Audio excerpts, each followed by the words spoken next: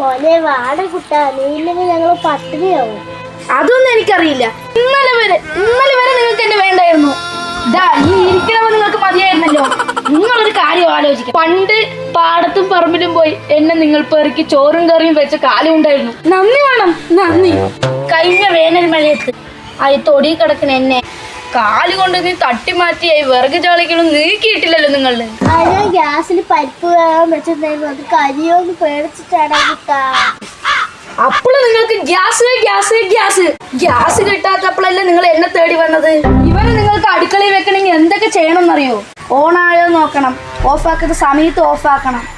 എന്നെയാണെങ്കിലോ 2 വിറക് ഇട്ടിട്ട് നിങ്ങൾ കുടുംബശ്രീക്ക് പോവുക, അപ്പുറത്തെ വീട്ടിൽ പോയി കുസു എന്ന് പറയാ, നമ്മുടെ വീട്ടിൽ വന്ന് TV കാണുക, എന്ത് വേണേലും ചെയ്യാം. ഇടയ്ക്ക വന്ന് നിങ്ങൾ ഉഫുന്ന് 2 വശം പറഞ്ഞ ഞാൻ ഒന്നും കത്തില്ലേ. ഇപ്പൊ ഇവനില്ലാണ്ടായപ്പോ എന്നെ വേണമെന്ന് നിങ്ങൾക്ക്.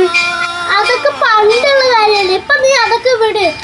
നീ എന്റെ വീട്ടിൽ വാ, ഞാൻ പൊന്നു പോലെ നോക്കാതെ. നിന്റെ ചേച്ചി ഉറപ്പായിരുന്നു. എന്തുറപ്പ്? എനിക്ക് നിങ്ങളെ വിശ്വസിക്കാൻ പറ്റുമോ? 100-ൽ 110% ഞാൻ നിനക്ക് ഉറപ്പായിരുന്നു.